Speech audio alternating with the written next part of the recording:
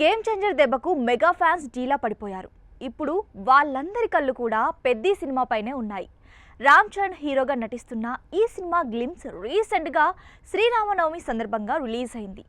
అందరూ కూడా super response ఇచ్చారు.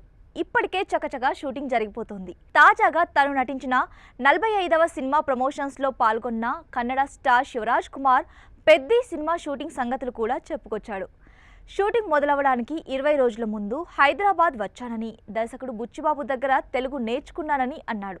అలా తెలుగు ట్రైనింగ్ తీసుకున్న తర్వాత సెట్స్లో అడుగు పెట్టానని చెప్పిన శివరాజ్ కుమార్ తెలుగులోనే డైలాగ్స్ చెప్పానని, పెద్ది సినిమా మంచి ఎక్స్పీరియన్స్ ఇస్తోందని అన్నాడు.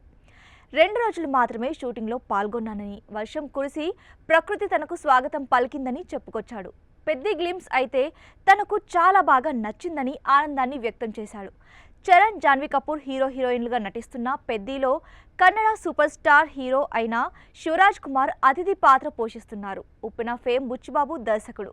వచ్చే ఏడాది మార్చి 27న ఈ సినిమాను థియేటర్స్లో రిలీజ్ చేయబోతున్నట్లు అధికారికంగాను ప్రకటించారు.